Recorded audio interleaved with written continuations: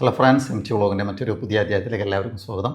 ഇന്ന് നമ്മൾ ചർച്ച ചെയ്യുന്ന വിഷയം എന്ന് പറയുന്നത് വളരെ രസകരമായ, നമുക്ക് വളരെ ഉപകാരപ്പെടുന്ന ഒരു വിഷയമാണ്. മറ്റൊന്നുമല്ല, നമ്മുടെ മക്കൾ അല്ലെങ്കിൽ നമ്മൾ കൈകാര്യം ചെയ്യുന്ന കുട്ടികൾ, നമ്മൾ അറിയുന്ന കുട്ടികൾ, അവർ അതിബുദ്ധിമാന്മാരാണോ അല്ലേ, അവർക്ക് നല്ല ബുദ്ധിയുണ്ടോ ഇല്ലേ എന്ന് എങ്ങനെ തിരിച്ചറിയാമെന്നുള്ളതാണ്. അവരുടെ പെരുമാറ്റത്തിലൂടെ, അവരുടെ സ്വഭാവത്തിലൂടെ. ഒരിക്കലും ഒരു ബുദ്ധിമാനായ കുട്ടിയെ നമ്മൾ കണ്ടിട്ട് ഭയങ്കര ബുദ്ധിയുള്ള ആളാണ്, അല്ലെങ്കിൽ പരീക്ഷ കുറേ മാർക്ക് കിട്ടിയ ഭയങ്കര ബുദ്ധിയുള്ള ആളാണ്, IQ കൂടുതലാണ്, ഗിഫ്റ്റഡ് ആണ് എന്നൊന്നും പറയാൻ പറ്റില്ല. അപ്പോൾ അവരുടെ ബിഹേവിയറിൽ തന്നെ നമുക്ക് ശരിക്കും നല്ല IQ ഉള്ള, നല്ല ബുദ്ധിയുള്ള കുട്ടികളാണെന്ന് മനസ്സിലാവും എന്നുള്ളതാണ്. അതിനൊരു 7 ലക്ഷണങ്ങൾ പറയാം. ഇത് ഉണ്ടെങ്കിൽ നിങ്ങളുടെ കുട്ടി അതിബുദ്ധിയുള്ളവരാണെന്ന് മനസ്സിലാക്കാം. ഒന്നാമത്തെ കാര്യം എന്ന് പറയുന്നത്, നമുക്കെല്ലാവർക്കും അറിയുന്ന പോലെ ഭയങ്കര ക്യൂരിയോസിറ്റി ആയിരിക്കും. അവരെപ്പോഴും ചോദ്യങ്ങൾ ചോദിച്ചുകൊണ്ടേയിരിക്കും. വൈ, എന്തുകൊണ്ടാണ് അതങ്ങനെ, എന്തുകൊണ്ടാണ് ഇതിങ്ങനെ നിൽക്കുന്നത്, എന്തുകൊണ്ട് ആകാശം നീല നിറത്തിൽ, എന്തുകൊണ്ട് അതിങ്ങനെ പോകുന്നത്, എന്തുകൊണ്ടത് ചുവന്ന നിറത്തിൽ കാണുന്നത്, ഇതിങ്ങനെ ചോദിക്കുന്നു. മാത്രമല്ല, നമ്മുടെ ഉത്തരത്തിന്, അധ്യാപകരുടെ ഉത്തരമാണെങ്കിലും പാരൻസിൻ്റെ ഉത്തരമാണെങ്കിലും അവർ തൃപ്തിയാവില്ല. വീണ്ടും അതിൽ തന്നെ ചോദിച്ചുകൊണ്ടിരിക്കുമ്പോൾ നിങ്ങൾ മനസ്സിലാക്കേണ്ട, ഒരിക്കലും അവരെ സപ്രസ് ചെയ്യരുത്, അവരെ അടിച്ചമർത്തരുത്. മതി ചോദിച്ചത് നിൻ്റെ ഒരു ക്വസ്റ്റ്യൻ എന്ന് പറഞ്ഞാൽ അടിച്ചമർത്തരുത്. നമുക്ക് കിട്ടാവുന്നത്ര ഉത്തരങ്ങൾ ശേഖരിച്ച് കൊടുക്കുക. പുതിയ കാലത്താണെങ്കിൽ ChatGPT അടക്കമുള്ള ഏതെങ്കിലും AI ഉപയോഗിച്ചിട്ട് ആൻസർ കൊടുക്കുക. കുട്ടികളെ ഹാപ്പി ആയിട്ടിരുത്തുക, അവരെ അന്വേഷിച്ചുകൊണ്ടേയിരിക്കട്ടെ എന്നുള്ളതാണ്. അത് നല്ല ബുദ്ധിയുടെ ലക്ഷണമാണ്. രണ്ടാമത്തത്, അവർ വളരെ ഫാസ്റ്റായിട്ട് പഠിക്കും എന്നുള്ളതാണ്. അങ്ങനെ പറയുമ്പോൾ പെട്ടെന്ന് നമ്മൾ വിചാരിക്കുക സ്കൂളിൽ പഠിക്കുന്ന കാര്യം. സ്കൂളിൽ പഠിച്ചാലും ഓക്കെയാണ്. പലപ്പോഴും സംഭവിക്കുന്ന, സ്കൂളിലതൊന്നും അവർ കാര്യമായിട്ട് പഠിക്കില്ല, മാത്സ് അത്ര അറിയില്ല, ലാംഗ്വേജ് അങ്ങനെ സംസാരിക്കില്ല. പക്ഷേ മറ്റ് പല കാര്യങ്ങളും അവർ വളരെ ഫാസ്റ്റ് ലേണർ ആയിരിക്കും. ചിലപ്പോൾ ചെറിയൊരു ഗെയിം കൊടുത്തു കഴിഞ്ഞാൽ അവർ ഫാസ്റ്റായിട്ട് പഠിക്കും. അല്ലെങ്കിൽ വേറെ ഏതെങ്കിലും കാര്യങ്ങൾ കൈകൊണ്ട് ചെയ്യേണ്ടതോ പ്രവൃത്തി ചെയ്യേണ്ടതോ ഒക്കെയാണ് അവർ വളരെ ഫാസ്റ്റായിട്ട് പഠിക്കും. ഇങ്ങനെ എന്തെങ്കിലും ഫാസ്റ്റായിട്ട് പഠിക്കണം. കമ്പ്യൂട്ടറിൽ ചിലർ ഭയങ്കര പുലികളായിട്ട് കാണാം ചെറിയ കുട്ടികളെ. അങ്ങനെ അവർക്കിഷ്ടമുള്ള സെലക്റ്റീവായിട്ടുള്ള ഒന്നിലധികമോ കാര്യത്തിൽ ഫാസ്റ്റ് ലേണർ ആണെങ്കിൽ അവരെ നിങ്ങൾ ബുദ്ധി കുറവെന്നോ, അല്ലെങ്കിൽ അവർ സ്കൂളിൽ പഠിക്കുന്നില്ല, മാർക്ക് കുറവാണ് എന്നുകൊണ്ട് അവരെ മോശമാക്കേണ്ട കാര്യമില്ല.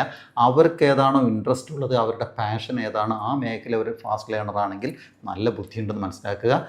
രക്ഷിതാക്കൾ അതിനനുസരിച്ച് അവരെ ഗൈഡ് ചെയ്തിട്ട് ആ മേഖലയിൽ വളർത്താൻ ശ്രമിക്കുക എന്നുള്ളതാണ്. മൂന്നാമത്തെ കാര്യം എന്ന് പറയുന്നത്, ആഴത്തിലുള്ള ചിന്തകൾ ഉണ്ടാവും എന്നുള്ളതാണ്. നമ്മളൊരു കുട്ടിയിൽ നിന്ന് പ്രതീക്ഷിക്കുന്ന, അവൻ്റെ പ്രായം 5 വയസ്സ്, 8 വയസ്സ്, 10 വയസ്സൊക്കെ നമ്മൾ പ്രതീക്ഷിക്കുന്നതിനേക്കാൾ ആഴത്തിലുള്ള ചിന്തകളും അനാലിസിസും അവർ നടത്തും എന്നുള്ളതാണ്. നമ്മൾ പറയുന്നത്, നമ്മൾ ചെയ്യുന്നത്, ചുറ്റുവട്ടത്ത് നടക്കുന്നതൊക്കെ അനലൈസ് ചെയ്തിട്ട് ഇതെന്തുകൊണ്ടെന്ന് മനസ്സിലാക്കുക. അതുപോലെ തന്നെ ആഴത്തിലുള്ള ചിന്തകളിൽ ഒരുപക്ഷെ അവരിൽ നമ്മൾ പ്രതീക്ഷിക്കാത്ത ദൈവമുണ്ടോ ഇല്ലേ, ഈ പ്രപഞ്ചം എങ്ങനെയാണ് ഉണ്ടായത്, മരണത്തിന് ശേഷം ജീവിതമുണ്ടോ, മരണാനന്തരം എന്താണ് സംഭവിക്കുന്നത്, മനുഷ്യനുണ്ടായത് എങ്ങനെയാണ്, മനുഷ്യന് മറ്റ് മൃഗങ്ങൾ തമ്മിലുള്ള വ്യത്യാസം എന്താണ്, ഇവല്യൂഷൻ എങ്ങനെയാണ്, ഇങ്ങനെ നമ്മൾ പ്രതീക്ഷിക്കുന്നതിനേക്കാൾ ആഴത്തിൽ അവർ ചിന്തിക്കുകയും അതിനെക്കുറിച്ച് സംസാരിക്കുകയും ചെയ്യുന്നുണ്ടെങ്കിൽ അതിബുദ്ധിയുണ്ടെന്ന് മനസ്സിലാക്കണം. അടുത്ത ലക്ഷണം ശരിക്കും പറഞ്ഞു കഴിഞ്ഞാൽ പലപ്പോഴും തെറ്റിദ്ധരിക്കുന്നതാണ്. അവർക്ക് ഭയങ്കര ഇമോഷണലി വീക്കായിരിക്കും, അല്ലെങ്കിൽ അവർക്ക് ഭയങ്കര എക്സ്പ്രസീവ് ആയിരിക്കും. നിസ്സാര കാര്യത്തിന് അവർ കരയുന്നത് കാണാം. പിന്നെ ചിലപ്പോൾ ശബ്ദങ്ങൾ കേട്ടാലൊക്കെ പേടിച്ച് ഉറയ്ക്കും. എന്തെങ്കിലും പെട്ടെന്ന് ശബ്ദം വന്നു കഴിഞ്ഞാൽ മാറി നിൽക്കും. അങ്ങനെ കുഞ്ഞു കുഞ്ഞു കാര്യങ്ങളിൽ ഇമോഷണലി വീക്കായിരിക്കും, അല്ലെങ്കിൽ പെട്ടെന്ന് പ്രതികരിക്കുന്ന സ്വഭാവം ഉണ്ടെങ്കിൽ അതും ബുദ്ധിയുടെ ലക്ഷണമായിട്ടാണ് പറയുന്നത്. അപ്പോൾ അത് കാണുമ്പോൾ അതൊരു വീക്ക്നെസ്സായിട്ട് കാണരുത്. മറ്റുള്ളവർ വിഷമിക്കുന്ന കാണുമ്പോൾ ഭയങ്കര സങ്കടം വരും.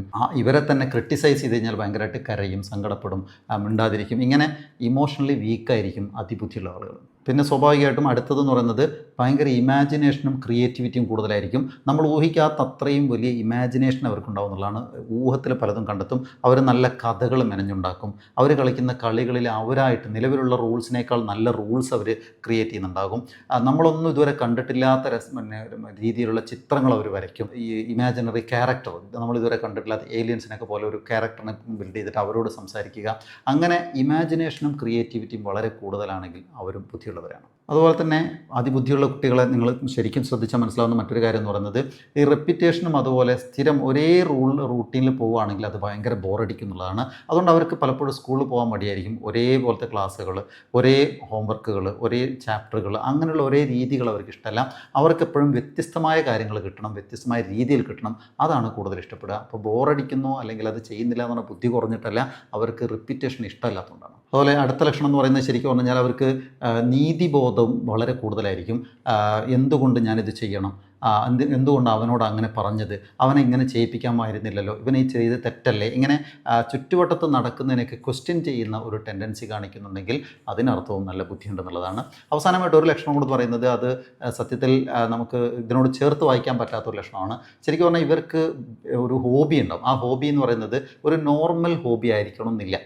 എന്തെങ്കിലും ഒരു നല്ല ഹോബി ഉണ്ടാവും. അത് ചിലപ്പോൾ അവർ ഗെയിം കളിക്കുന്നതാവാം, അല്ലെങ്കിൽ എന്തെങ്കിലും സാധനങ്ങൾ ശേഖരിക്കുന്നതായിരിക്കാം, അല്ലെങ്കിൽ ചിത്രം വരയ്ക്കുന്നതായിരിക്കാം. അങ്ങനെ എന്തെങ്കിലും ഒരു ഹോബി, പാട്ട് പഠിക്കുക, പാട്ട് പാടുക, ഇങ്ങനെയുള്ള ഹോബികളൊക്കെ ഉണ്ടാവും. ഇതൊന്നും അല്ലാതെ വിയേർഡായിട്ടുള്ള അല്ലെങ്കിൽ നമുക്ക് ഇഷ്ടപ്പെടാത്ത, നമുക്ക് തോന്നുമ്പോൾ ഇതെന്ത് ഹോബി എന്ന് തോന്നുന്ന എന്തെങ്കിലും ഒരു ഹോബി, മറ്റുള്ളവരിൽ നിന്ന് വ്യത്യസ്തമായിട്ടുള്ള ഹോബികളുണ്ടാവും. അപ്പം പഴയ സാധനങ്ങൾ ശേഖരിച്ച് വെക്കുക, അല്ലെങ്കിൽ അവനവൻ ഉപയോഗിച്ചതൊന്നും കളയാതെ അത് വളരെ പൊന്നിച്ച് വെക്കുക എന്ന് പറയില്ല, സൂക്ഷിച്ച് വെക്കുക.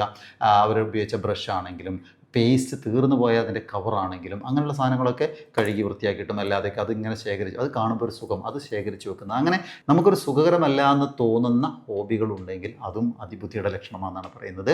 സോ നിങ്ങളുടെ കുട്ടികൾക്ക് ഇതിൽ എത്ര ലക്ഷണമുണ്ട് എന്ന് നിങ്ങളൊന്ന് കമൻറ്റ് ചെയ്യുക, പരമാവധി ആളുകൾക്ക് ഷെയർ ചെയ്ത് കൊടുക്കുക. വേറെ നല്ല നല്ല വീഡിയോകൾക്കായിട്ട് ഇതുവരെ സബ്സ്ക്രൈബ് ചെയ്യാത്തവർ സബ്സ്ക്രൈബ് ചെയ്യുക. മറ്റൊരു വീഡിയോയിൽ വീണ്ടും കാണാം. അതുവരേക്ക് നിർത്തുന്നു. സ്നേഹപൂർവ്വം ഞാൻ മുജീബ്, MT വ്ളോഗ്.